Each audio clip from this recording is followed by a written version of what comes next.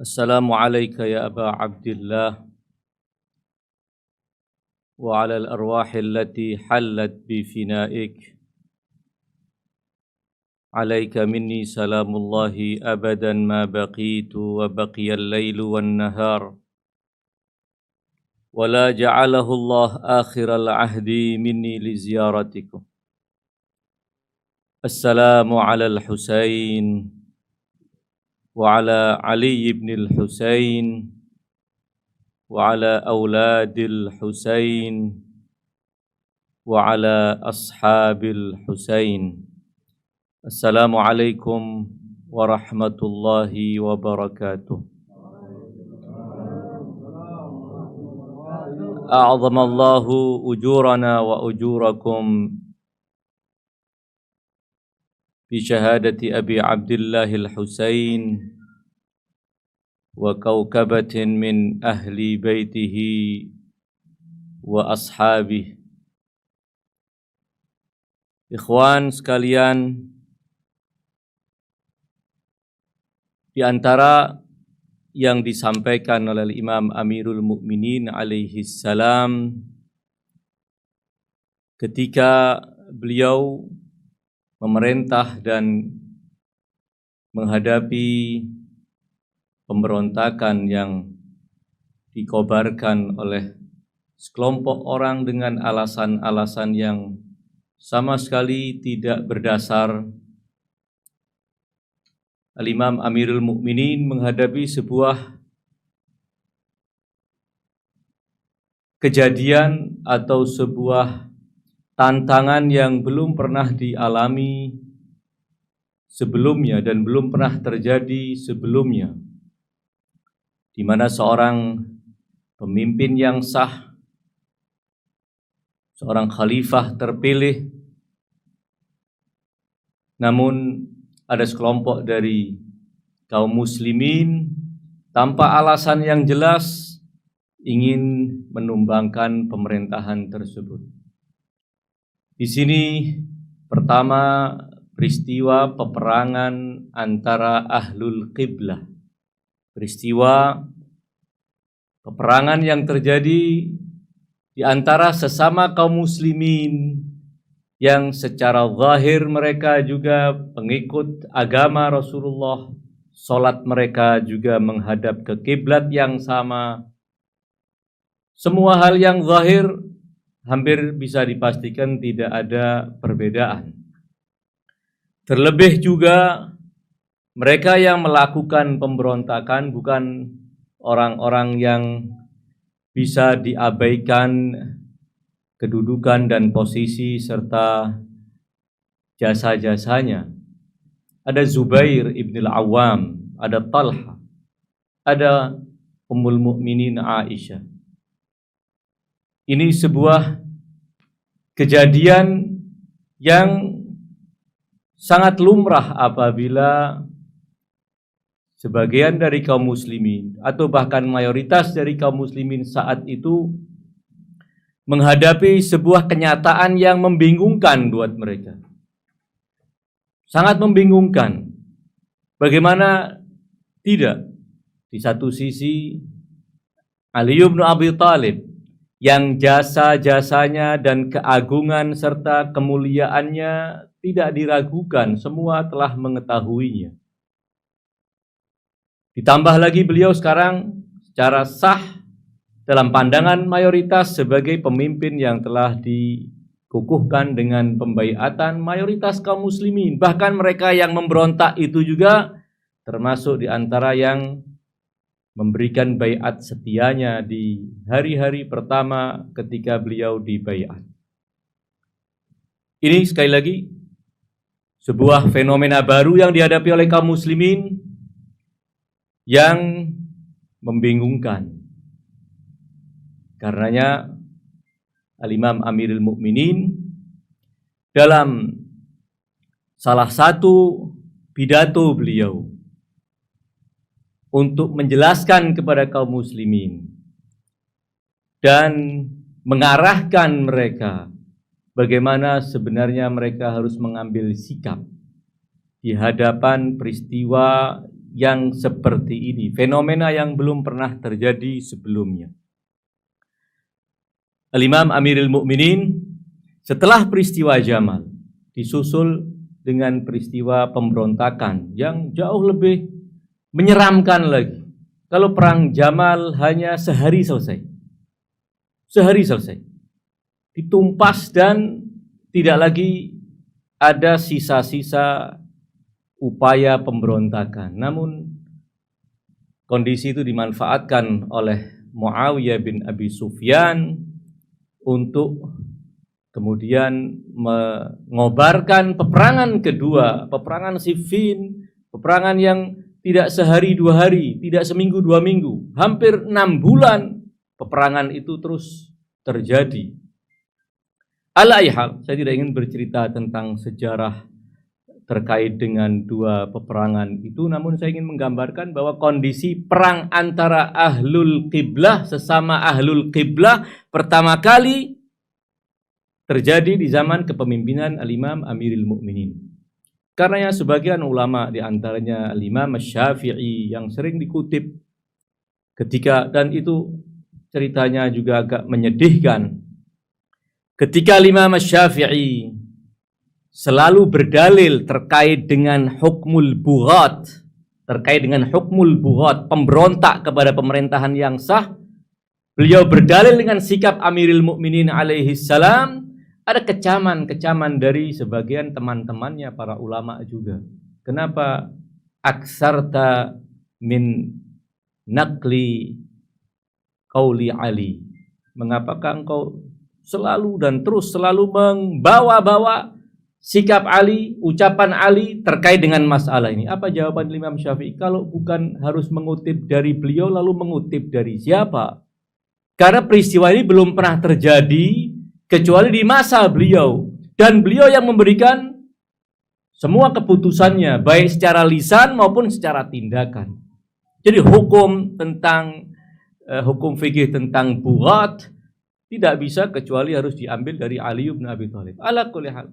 Ada sebagian yang merasa keberatan ketika mengutip sikap, fatwa, sabda atau riwayat Nabi yang disampaikan oleh Ali bin Abi Thalib, dan sepertinya penyakit itu juga masih dialami dan menjangkit sebagian ulama kaum muslimin hingga hari ini. Ala kulli hal, al-kalam fi hadzal majal tawil. Ala ayyan, Al-Imam Amirul Mukminin kemudian mengatakan demikian. Waqad futiha babul harbi bainakum wa baina ahlil qiblah. Sekarang telah dibuka di hadapan kalian peperangan antara kalian dan ahlul qiblah. Mereka yang sedang memberontak itu juga kaum muslimin. Salat mereka menghadap ke kiblat yang sama. Bahkan seringkali untuk menjadi imam salat saja rebutan mereka. Karena menjadi imam salat simbol pimpinan. Ketika di perang Jamal itu sampai mau salat asar atau zuhur, saya lupa persis, Tolha maju, ditarik oleh Zubair, disuruh mundur, Zubair maju, begitu mau takbir, ditarik mundur oleh Tolha, Tolha maju, wahakadha sampai yang makmum jerit-jerit, ya ashab Rasulillah ittaqullah, wahai sahabat-sahabat Nabi, bertakwalah kepada Allah, ini matahari tidak nunggu kalian, akan terus berjalan dan waktu sholat kita akan habis. Akhirnya Aisyah turun tangan, memutuskan bahwa sekali sholat dipimpin oleh Abdullah bin Zubair, dan sekali sholat dipimpin oleh anaknya Tolha wassalam. Clear masalah. Ala ayyihal. Al-Imam Amirul Mukminin mengatakan waqad futiha babul harbi bainakum wa baina ahlil qiblah. Sekali lagi, masalah yang sangat masuk akal apabila sebagian kaum muslimin kebingungan. Ditambah lagi ada pihak-pihak yang sok suci kemudian melakukan penggembosan yang dilakukan oleh Abu Musa al-Ash'ari, menggembosi masyarakat Kufa. Sehingga Al-Imam Amirul Mukminin mengutus Ammar bin Yasir dan Al-Hasan putra beliau untuk menjelaskan kepada masyarakat Kufa duduk masalahnya seperti apa. dan dengan kepiawaian Ammar bin Yasir dalam berdialog menjelaskan duduk masalah, maka clearlah masyarakat yang diracuni oleh penggembosan oleh Abu Musa al-Asy'ari bisa disadarkan oleh Ammar bin Yasir. Kita mungkin masih sangat perlu untuk mendalami kehidupan Ammar bin Yasir, seorang yang sangat luar biasa. Kalau boleh diibaratkan sekarang ini orang menteri penerangan ini di masa kepemimpinan Amirul Mukminin. Jasa beliau sangat luar biasa. Karenanya gemesnya musuh-musuh Allah kepada Ammar juga sangat luar biasa. Ditenggelamkan sedemikian rupa, diabaikan, dilupakan, dijelek-jelekkan. Abdullah bin Sabah itu adalah Ammar bin Yasir. Cuman pakai simbol, kemudian simbol itu disalahfahami, diarahkan kepada Abdullah bin Sabah. Wa illa maksud mereka orang jahat yang mengatur kekacauan, orang jahat yang mengajak umat untuk mendukung Ali bin Abi Thalib tidak lain adalah Ammar bin Yasir. Ibu beliau adalah wanita kulit hitam, Sauda. Abdullah bin Sabah kan ibnu Sauda juga. Mereka berbisik-bisik tidak berani nyebut nama Ammar, nyebut ada anaknya perempuan hitam. Akhirnya diplesetkan sedikit, jadilah cerita panjang Abdullah bin Sabah berepisode-episode sampai ratusan cerita ala ihad. Jadi kembali bahwa peristiwa yang terjadi ini peristiwa yang benar-benar membingungkan untuk sebagian orang sehingga harus ada penjelasan, dan itu yang dilakukan. Al-Imam Amirul Mukminin kembali saya sampaikan, beliau berkata waqad futiha babul harbi bainakum wa baina ahlil qiblah. Lalu beliau mengatakan wala yahmilu hadzal alama illa ahlul basari was-sabri.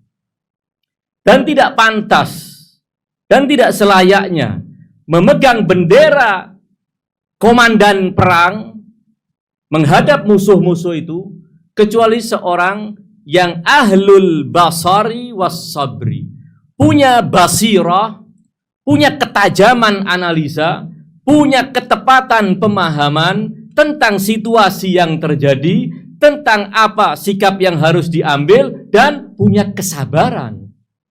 Ada basirah, ada kesabaran. Karena basirah semata tidak cukup.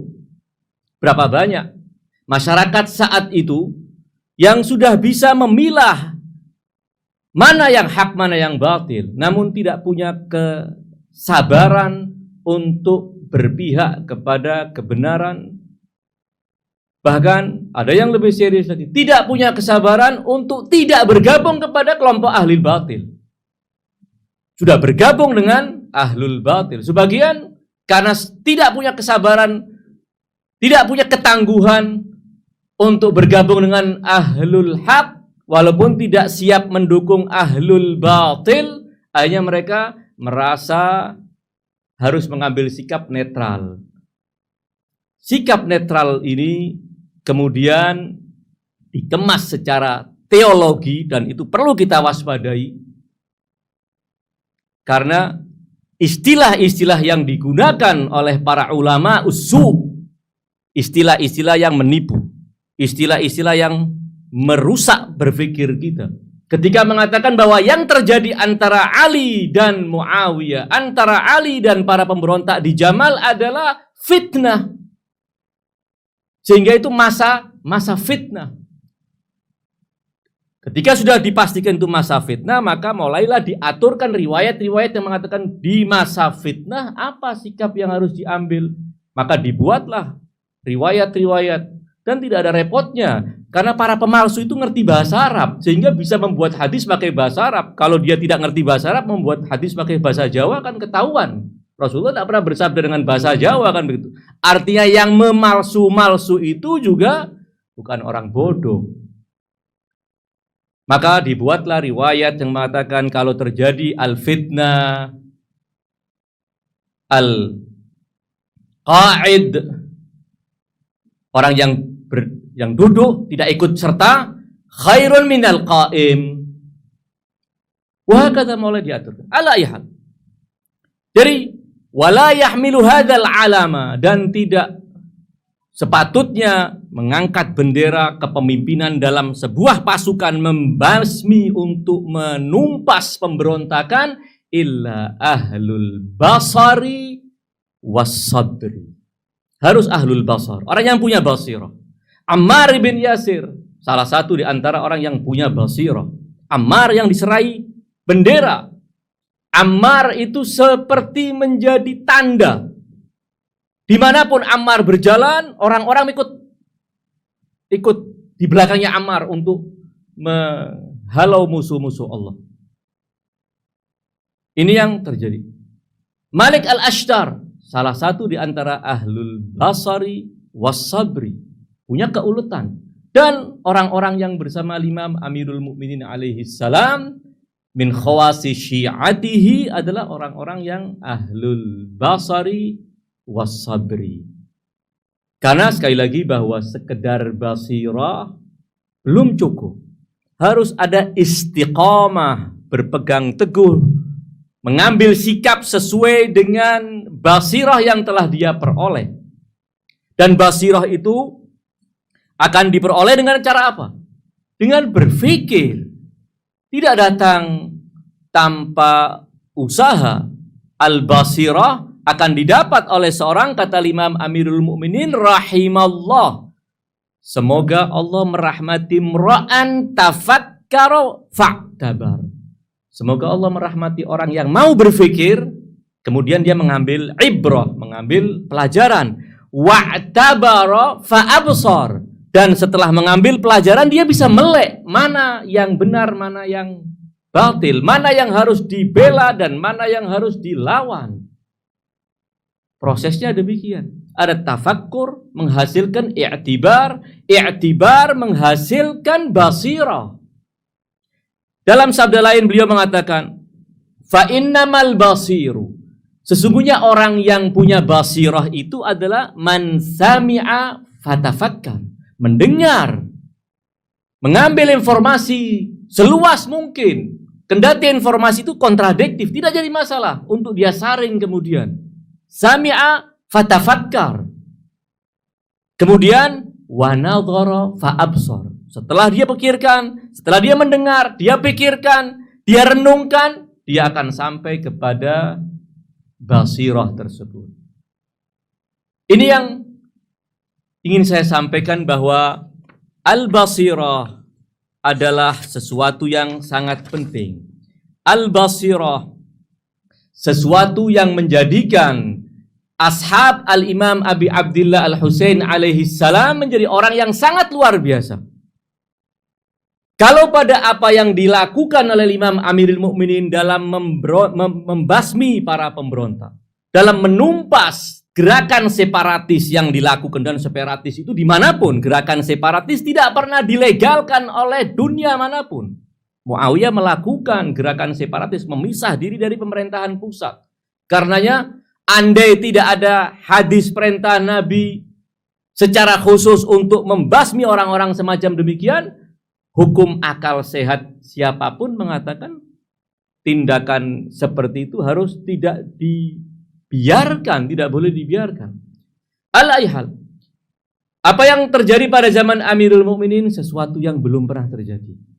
Karena sekali lagi, sebagian orang kebingungan dalam menentukan sikap. Walaupun kemudian setelah tertipu dengan slogan-slogan tertentu, orang mulai sadar bahwa Al-Imam Amirul Mukminin adalah pihak yang benar dan para pemberontak adalah pihak yang salah. Walaupun dengan sangat-sangat keberatan mengatakan Ali bin Abi Thalib yang benar dan para pemberontak yang salah. Karenanya akhirnya para ulama itu dengan kedermawanan jiwa mereka bagi-bagi pahala. Ali dapat 2, Muawiyah dapat 1.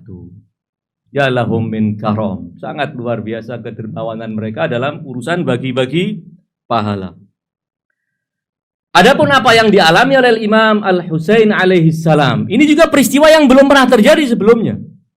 Kalau pada zaman Amirul Mukminin, pemerintahan yang sah diberontak oleh kelompok-kelompok yang ingin menumbangkan.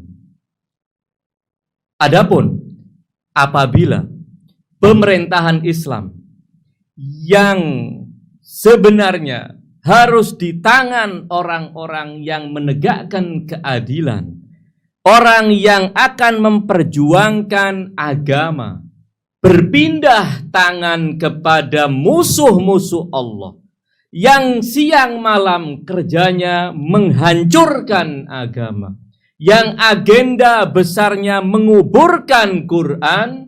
Lalu apa sikap kaum muslimin terhadap kondisi semacam demikian? Ini belum pernah terjadi. Rasulullah Shallallahu Alaihi Wasallam dalam hidupnya telah mencontohkan semuanya, termasuk beliau sebagai pemimpin tertinggi, sebagai hakim, sebagai pemimpin. Bagaimana peristiwa-peristiwa yang terkait dengan kepemimpinan beliau? Apabila ada gonjang-ganjing tertentu, maka Nabi telah memberikan contohnya dalam menangani permasalahan-permasalahan itu. Gerakan kaum munafikin, bagaimana Rasulullah menanganinya. Namun belum pernah ada satu wilayah dari kaum muslimin memberontak kepada Rasulullah, menolak kepemimpinan Rasulullah, sehingga tidak ada contohnya sementara ini. Belum pernah dicontohkan oleh Rasulullah. Sehingga apabila sesuatu yang belum pernah dicontohkan oleh Rasulullah Shallallahu Alaihi Wasallam terjadi di tengah-tengah kaum muslimin, harus ada yang mencontohkan, dan yang mencontohkan itu harus benar-benar pewaris Rasulullah Shallallahu Alaihi Wasallam, dan itulah yang dilakukan oleh Imam Abu Abdillah Al Husain alaihi salam.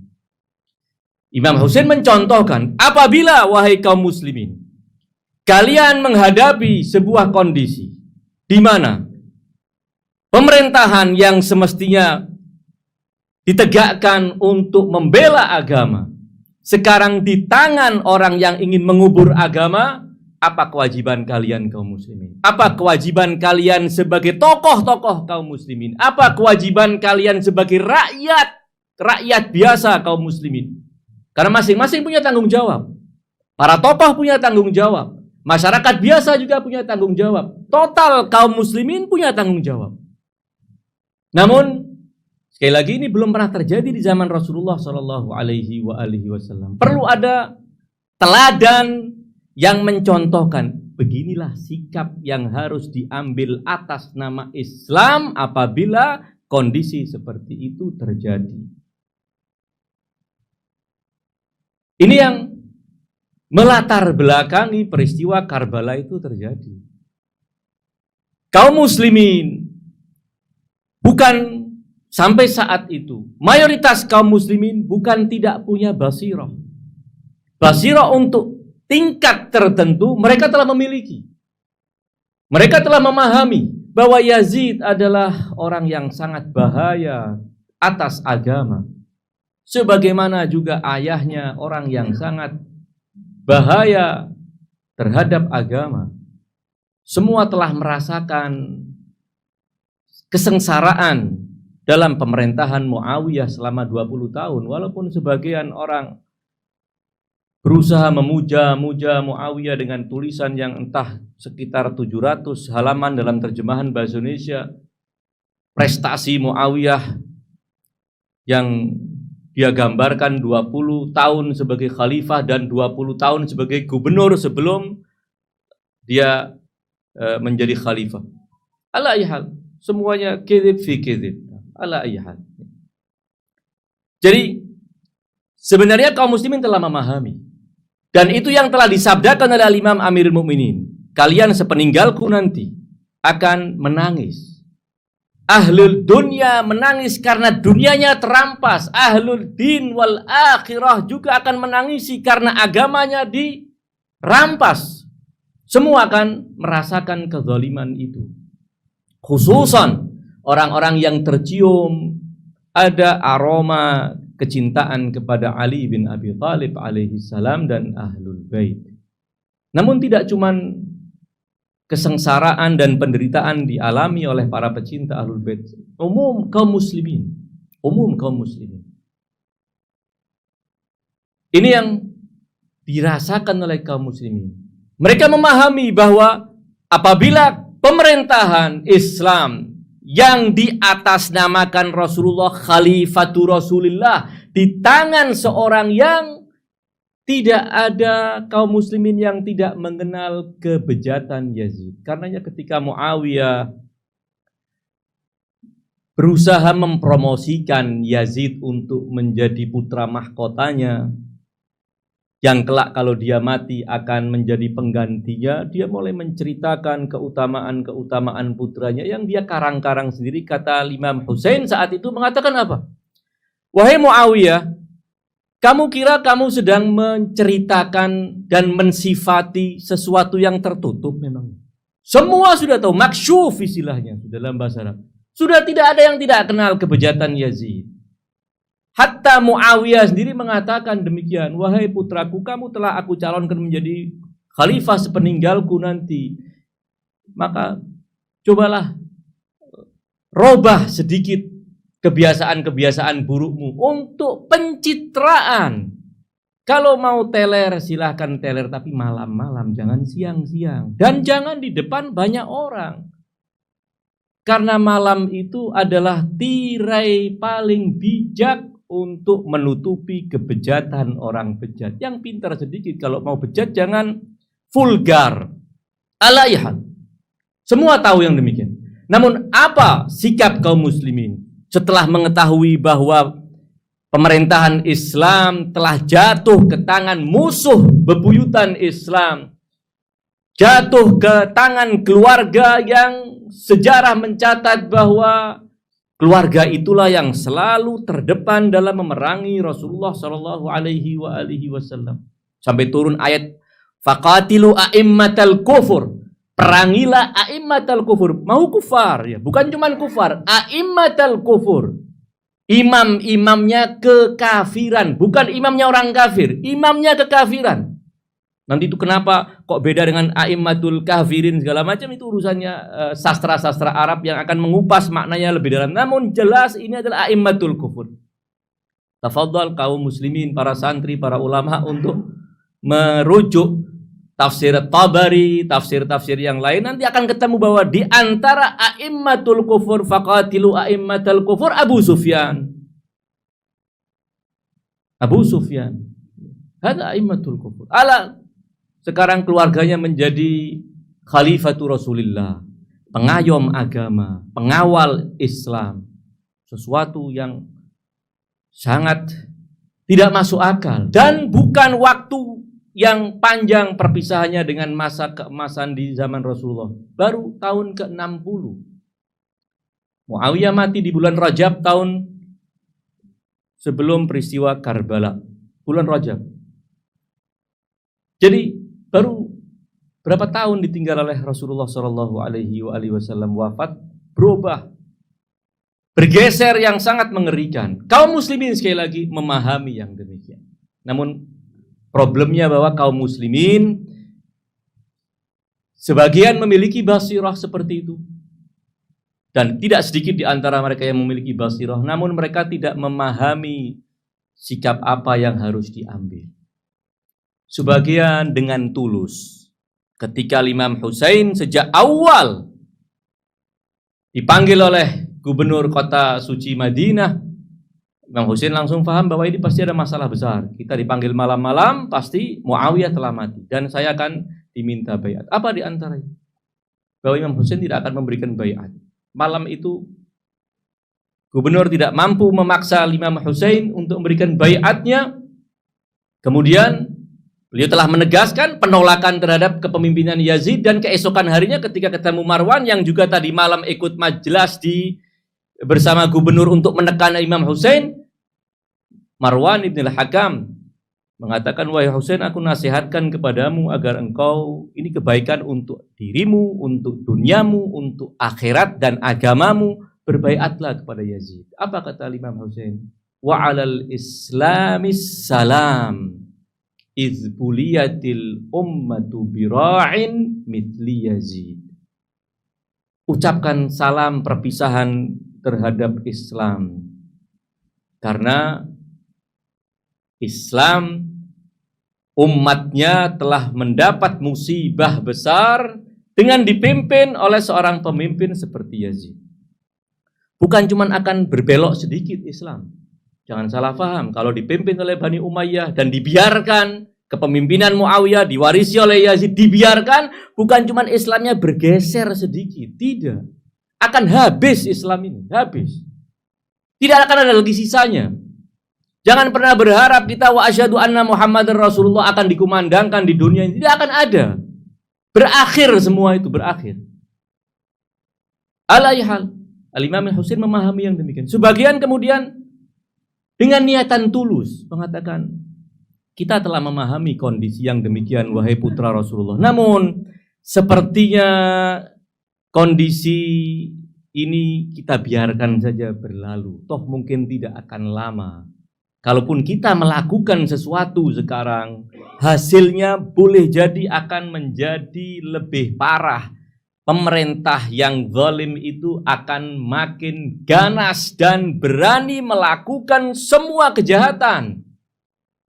Sebagian punya pemikiran seperti itu. Sebagian punya sikap kepengecutan. Pengecut memang. Sebagian acuh. Apapun, siapapun yang memimpin tidak jadi masalah. Yang penting saya masih boleh sholat menghadap Ka'bah. Sebagian memikirkan yang hal-hal yang sifatnya tidak mendasar. Jadi ada pemahaman, namun pemahaman dalam pengertian kezaliman Yazid, bahaya Yazid, namun tidak tahu harus melakukan apa. Al-Imam Abi Abdillah Al-Husain alaihi salam justru melakukan kebangkitan ini untuk menjelaskan bahwa inilah sikap yang harus kalian ambil menghadapi kondisi seperti ini. Kalian harus bersamaku, berbaris di belakangku untuk melakukan islah. Wa innama kharajtu li talabil islahi fi ummati jaddi. Islah yang dilakukan oleh Al-Husain alaihi salam, islah yang beliau maukan adalah islah yang total. Bukan islah yang sifatnya hal-hal yang tidak mendasar. Jadi harus ada upaya untuk itu. Al-Husain alaihissalam menjelaskan dengan sikap beliau, inilah yang harus diambil.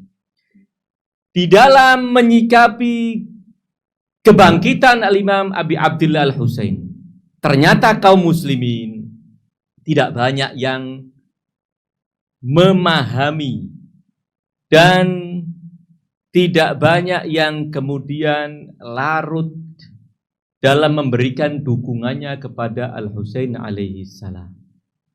Kenapa ini terjadi? Al-Husain yang tinggal berbulan-bulan sejak bulan Sya'ban di kota suci Makkah, setelah meninggalkan kota Madinah, bertemu dengan para tokoh yang banyak berdatangan ke kota Makkah untuk umroh, dan sebagian dari mereka tinggal sampai menunggu musim haji. Tidak seperti sekarang. Hajinya cepet-cepetan kan kendaraan-kendaraan juga zaman dahulu sangat sulit, sehingga perjalanan itu perjalanan yang melelahkan. Mereka akan tinggal berbulan-bulan. Pertemuan dengan para tokoh. Namun ketika Al-Husain keluar dari kota Makkah dan tidak sembunyi-sembunyi, Al-Imam Al-Husain ketika keluar telah mengumumkan bahwa saya akan keluar. Kita akan keluar di besok pagi. Namun yang ikut hanya sedikit. Yang lainnya hanya terhibur dengan muter-muter di sekitar Ka'bah, tawaf. Melakukan ibadah ritual haji, sa'i bainas Safa wal Marwah. Melempari setan dengan kerikil-kerikil kecil, sementara setan besarnya di Syam mereka abaikan. Berarti mereka antara tidak memahami apa taklif mereka dalam posisi semacam demikian, dalam peristiwa seperti ini, atau mereka setelah memahami taklifnya, namun mereka tidak punya istiqamah, tidak punya ketangguhan sikap yang didasarkan kepada kesabaran untuk berjuang. Jadi problemnya antara bahwa sebagian dari mereka tidak punya basirah dan sebagian dari mereka tidak punya kesabaran, tidak punya istiqamah. Dan kenapa terjadi tidak punya keuletan, tidak punya ketangguhan, tidak punya kesabaran? Kalau tidak punya basirah, salah satu penyebabnya adalah kecintaan yang sangat dalam kepada dunia. Kecintaan kepada dunia, bergelimang dalam syahwat-syahwat terlarang itu yang menjadikan perlahan-lahan mereka tidak lagi punya basirah, tidak punya kepekaan terhadap apa yang sedang terjadi. Adapun tidak punya kesabaran, boleh jadi karena tekanan-tekanan yang begitu dahsyat yang mereka alami, kekhawatiran yang berlebihan. Apabila mereka melakukan sebuah aksi, mungkin resikonya terlalu besar. Mereka tidak sanggup menghadapi resiko ini. Apapun. Boleh jadi ada sekelompok orang yang tergabung pada dirinya dua sebab itu. Tidak punya basirah dan tidak punya kesabaran. Sebagian boleh jadi punya basirah, tidak punya kesabaran. Dan masing-masing tidak punya basirah, ada penyebabnya. Tidak punya kesabaran, ada sebabnya. Kalau kita membaca dalam cerita Nabi Allah Musa dengan Fir'aun yang diabadikan dalam Al-Quran, suasana yang dialami oleh kaum muslimin di zaman Muawiyah, di zaman Yazid, itu mungkin tidak jauh beda dengan yang dialami oleh kaum mukminin Bani Israel di zaman Fir'aun. Wa subhanallah. Riwayat sahihah inda ahli sunnah. Ada riwayat sahihah menurut ahli sunnah wal jamaah. Bisa dibuktikan kesahihannya bahwa Muawiyah Fir'aunu hadhil ummah. Jangan-jangan riwayat Syiah lah, riwayat Sunni. Wa sahihah. Muawiyah adalah Fir'aunnya umat ini. Muawiyah adalah Fir'aunnya umat ini. Kesamaan tentang sifat-sifat Fir'aun fil Quran bandingkan dengan sifat-sifat Muawiyah, tidak jauh beda. Tidak jauh beda. Alayhal, apa kata Musa kepada Bani Israel? Ista'inu bis sabri, ista'inu billahi wasbiru. Mohonlah pertolongan kepada Allah dan bersabarlah.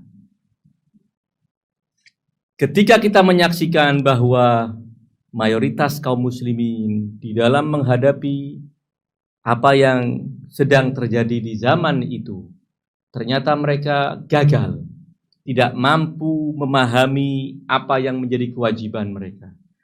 Sebagian yang telah memahami apa yang seharusnya mereka ambil, tidak punya keimanan yang cukup, tidak memiliki kesabaran untuk bergabung dengan kafilah Al-Husain yang bangkit untuk menyelamatkan umat dari kondisi yang mengerikan ini. Namun ada sekelompok kecil dan tidak bisa dihitung secara persentase karena sangat kecil di antara total kaum muslimin telah memiliki kesadaran, memiliki basirah dan memiliki kesabaran, yaitu ashab Abi Abdillah Al-Husain alaihissalam. Mereka memahami betapa mengerikannya kepemimpinan Yazid atas Islam. Sehingga sikap yang harus mereka ambil adalah bergabung bersama Al-Husain untuk mengobarkan sebuah perjuangan demi keselamatan Islam. Dan mereka telah menyiapkan jiwa mereka dengan penuh keimanan, penuh kesabaran untuk menempuh jalan tersebut. Dan yang bersaksi bahwa para sahabat dan pendukung Al-Husain adalah bukan orang-orang sembarangan, adalah musuh-musuh mereka. Ketika jumlah yang hanya sekitar 80 orang, sebagainya juga sudah tua. Muslim ibn Aus saja itu kira-kira umurnya 90 tahun. Masih bisa memainkan pedang dan membunuh puluhan musuh-musuh Allah. Habib ibn Madzahir di atas 70 tahun. Sahabat-sahabat Rasulullah yang lebih tua jauh dari Imam Husain. Muslim ibn Aus saja itu pantaran dengan Ammar bin Yasir. Ammar telah gugur 20 tahun yang lalu, dalam usia sekitar 70 tahun lebih. Orang-orang yang sudah tua, para sahabat Nabi dan lain-lainnya memiliki pemahaman yang benar, memiliki ketangguhan keimanan untuk berjuang bersama Imam Abi Abdillah Al-Husain alaihi salam. Karena mereka adalah orang-orang yang sangat istimewa. Orang-orang yang kata musuh-musuh itu mengatakan, ketika menyaksikan orang-orang yang sangat luar biasa, gigih, pantang menyerah, siap mati, maka mereka menjerit, jangan kalian pernah berperang dengan cara berduel satu demi satu, karena kita akan habis. 30.000 ini akan habis cuma menghadapi 100 orang ini. Habis kita. Maka apa pernyataan mereka? Tadrun man tuqatilun. Tahukah kalian wahai pasukan, siapa yang sedang kalian perangi ini? Tuqatiluna fursanal arabi wa ahlal basair wa qauman mustamitin. Kalian sedang memerangi orang-orang yang pendekar Arab. Luar biasa keberanian mereka. Semua mengenal bagaimana mereka adalah orang-orang pemberani, pendekar semua. Wa ahlal basair, orang yang punya basirah. Berjuang ini untuk apa? Mereka tahu. Dengan penuh kesadaran mereka menyambut kematian di jalan Al-Husain alaihi salam. Wa qauman mustamitin, orang yang pantang pernah menyerah, siap mati. Kita bisa bayangkan, sangat luar biasa. Para ashab Abi Abdillah Al-Husain alaihi salam adalah orang-orang yang sangat-sangat istimewa. Karena di malam Asyura, malam ke-10 ketika Al-Husain mempersilahkan mereka untuk meninggalkan, karena telah teruji kesetiaan mereka. Dan mereka dengan jumlah yang sedikit mungkin tidak bisa menghadapi musuh yang sebanyak ini. Maka Al-Husain mempersilahkan mereka untuk meninggalkan beliau. Namun satu pun tidak ada yang siap untuk meninggalkan Al-Husain. Dan masing-masing memberikan pernyataan-pernyataan yang bukan cuman berbual, bukan cuman berslogan. Pernyataan-pernyataan yang keluar dari lubuk hati yang paling dalam dengan penuh keimanan. Mengatakan kami tidak akan pernah meninggalkanmu wahai Al-Husain. Semuanya bangkit memberikan pernyataan, termasuk keluarga beliau. Aulad Muslim ibn Aqil memberikan pernyataan. Setelah itu Al-Imam Abi Abdillah bersabda, Inni la a'lamu ashaban khairan min ashabi wala ahla baitin abar wa awsal min ahli baiti. Aku tidak pernah tahu, bukan tidak pernah lihat, bukan tidak pernah bergaul, bukan tidak pernah hidup sezaman dengan kelompok-kelompok orang tertentu seperti kalian, tidak. Ini la a'lam, saya tidak pernah tahu. Di sepanjang sejarah umat manusia, saya tidak pernah tahu di lembaran sejarah pengikut para nabi sekalipun orang-orang seperti kalian. Yang lebih baik dari kalian tidak ada. La a'lamu ashaban khairan min ashabi. Kenapa demikian? Karena orang-orang yang mampu memahami kondisi, orang-orang yang mampu memahami apa taklif mereka, orang-orang yang sanggup menghadapi semua resiko dalam rangka menjalankan keputusan mereka. Ini tidak sembarang orang memiliki yang demikian. Dan apabila kita melihat kenapa mereka menjadi orang-orang yang semacam demikian, walaupun sejarah tidak banyak mengungkap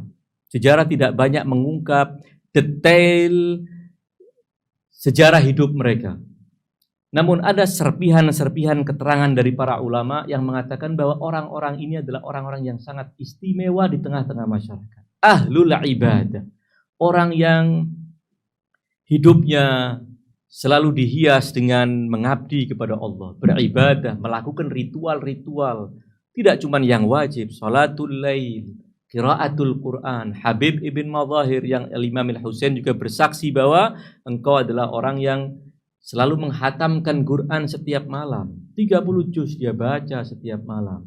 Orang yang mengisi hari-harinya dengan ibadah kepada Allah, melakukan tindakan ibadah sosial kepada masyarakat. Orang yang hidupnya benar-benar sebagai orang-orang yang muttaqin. Orang-orang yang bertakwa kepada Allah Subhanahu wa taala. Orang-orang yang sangat istimewa. Karenanya tidak mengherankan apabila karena ketakwaan tingkat tinggi yang ada pada mereka, mereka mampu memahami kebenaran, menatap kebenaran itu terang benderang seperti sesuatu di siang bolong. Karena barang siapa yang bertakwa kepada Allah, yaj'al lahum furqana, Allah akan berikan kemampuan untuk memilah mana yang hak dan mana yang batil. Jadi keistimewaan para ashab Abi Abdillah Al-Husain yang kita pada malam hari ini ingin mengenang salah satu di antara ashab Abi Abdillah Al-Husain alaihi salam, yaitu Habib ibn Madzahir Al-Asadi, seorang yang sangat luar biasa. Habib ibn Madzahir gugur di siang hari sebelum Al-Imam Husain meminta waktu untuk menunaikan salat zuhur, meminta dari pasukan untuk menghentikan serangan-serangan brutal mereka agar beliau bisa menunaikan salat zuhur. Di tengah-tengah peperangan ada sahabat beliau yang bernama Abu Thumama As-Saidawi, seorang sahabat Abu Abdillah Al-Husain yang sangat luar biasa. Dalam peperangan setelah menyerang musuh, menghadapi musuh dengan tangguh, beliau kembali kepada Al-Husain alaihi salam dan berkata kepada beliau bahwa sepertinya mereka ini makin mengganas wahai Abu Abdillah, dan pasukan mereka makin bergerak mendekat ke arah kemah-kemahmu, dan aku tidak akan pernah biarkan engkau terbunuh. Selama aku masih ada, aku akan siap terbunuh terlebih dahulu. Namun rasa-rasanya aku sebelum meninggalkan dunia yang fana, mempersembahkan jiwaku, nyawaku untukmu, aku ingin sholat terakhir di belakangmu. Sepertinya waktu zuhur, lihat matahari sudah mendekati waktu zuhur. Dalam suasana semacam demikian dia masih ingat sholat.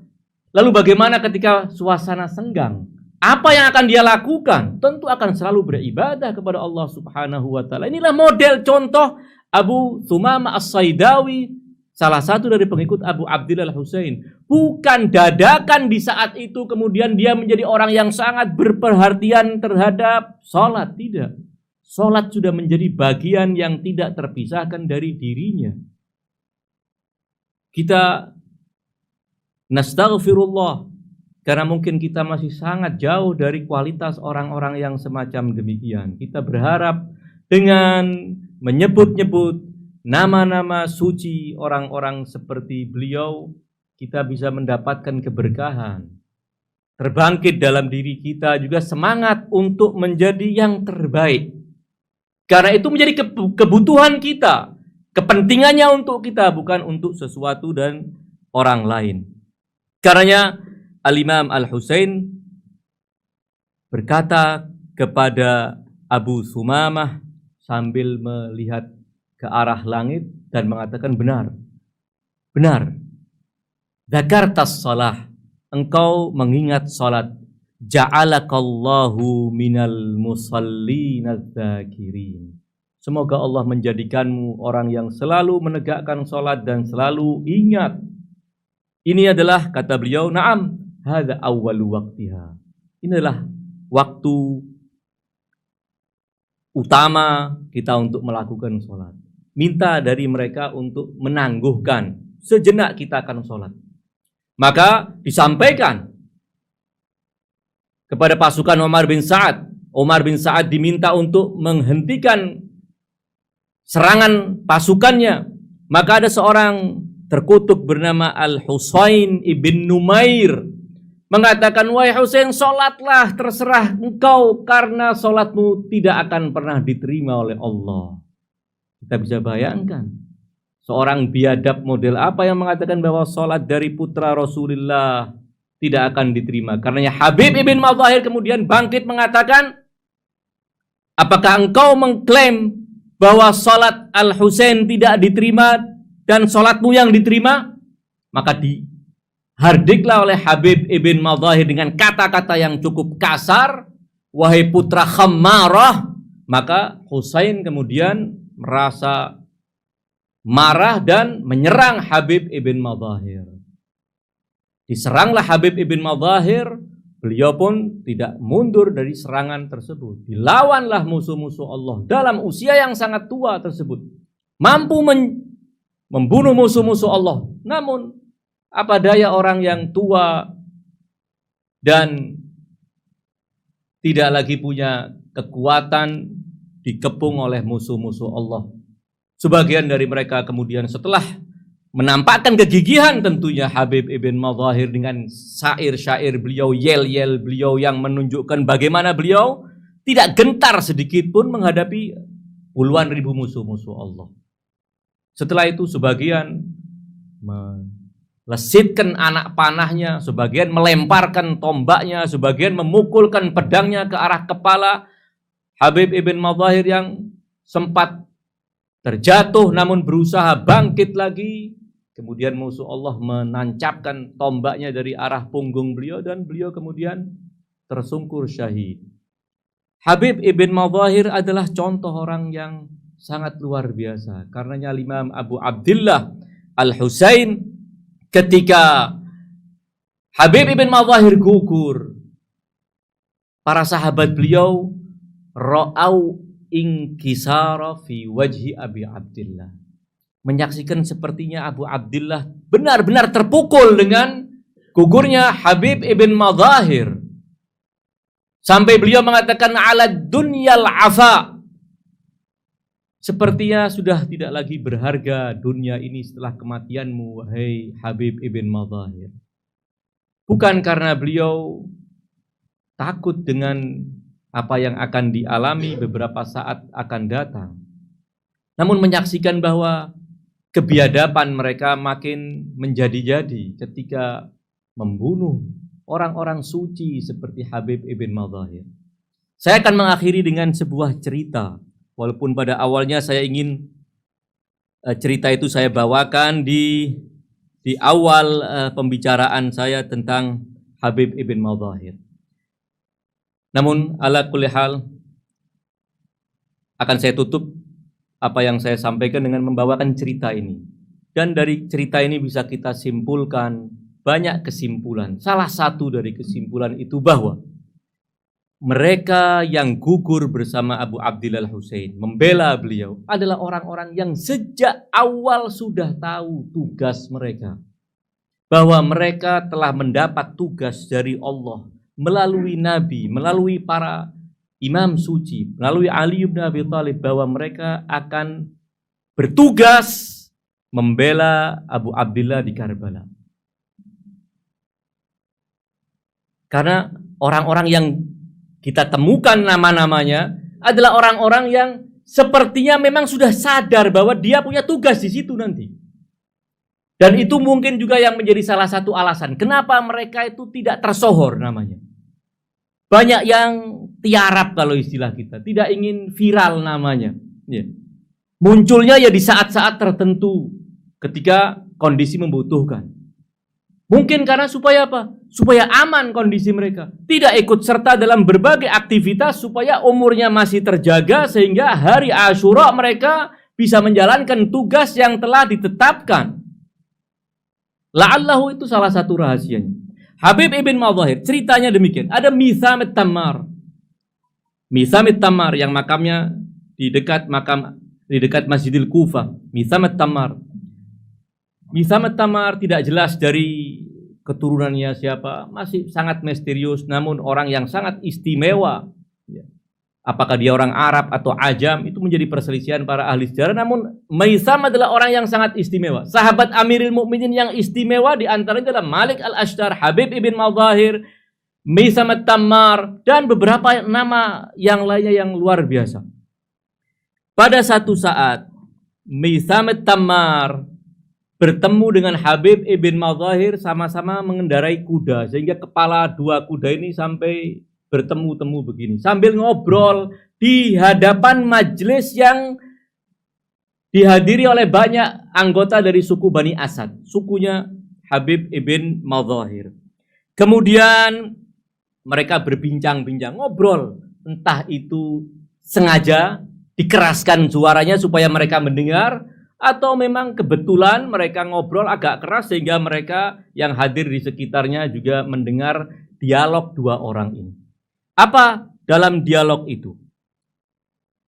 Habib ibn Madzahir berkata begini, sepertinya aku melihat seorang tua yang rambutnya botak, gemuk badannya, dan dia penjual bitih, penjual semangka. Kita bisa bayangkan. Tokoh besar dalam Islam, murid Amirul Mukminin, kesayangan beliau, kepercayaan beliau, harus menyembunyikan dirinya sedemikian rupa untuk berjualan semangka.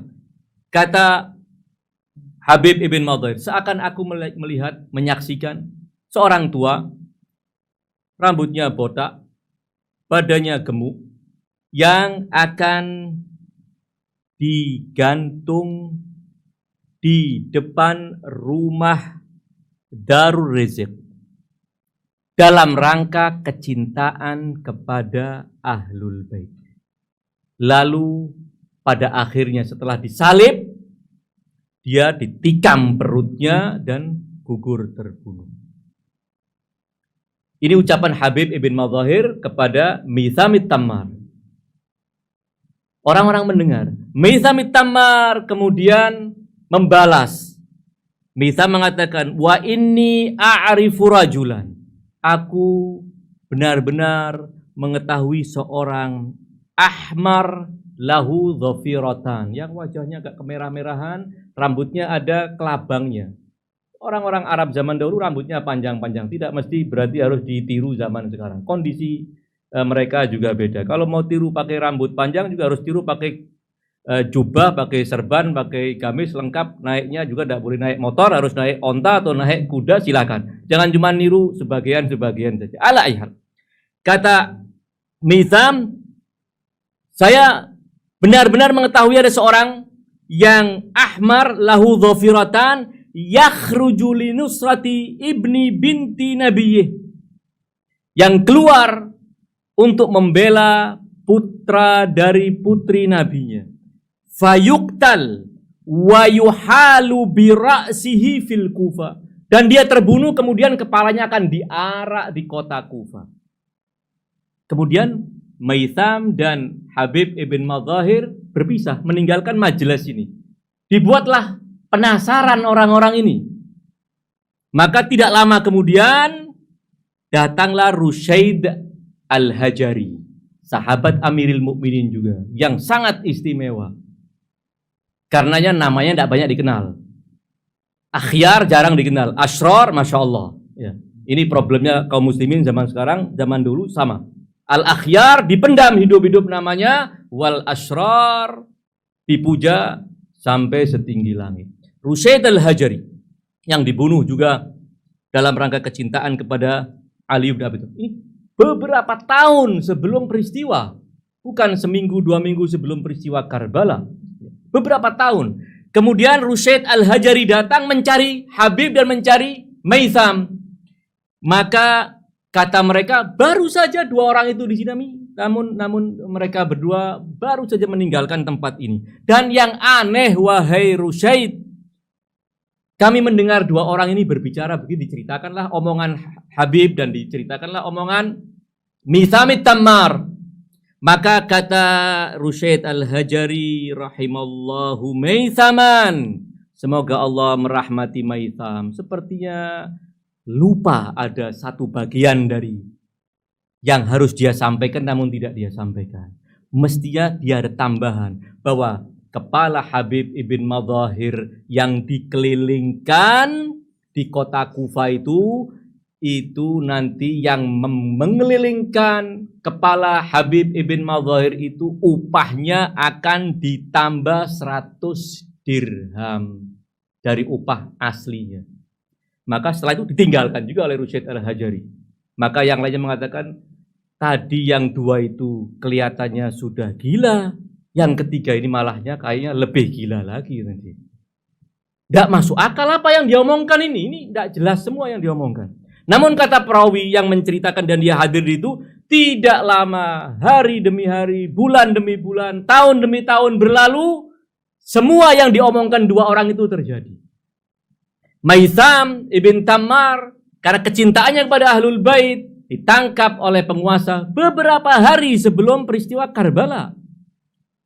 Digantung dan kemudian disalib dan anggota badannya dipotong, dimutilasi, dan lidahnya pada akhirnya juga ditarik dan dipotong oleh penguasa, dan sebelum menghembuskan napas terakhir perutnya ditikam dengan tombak dari bawah.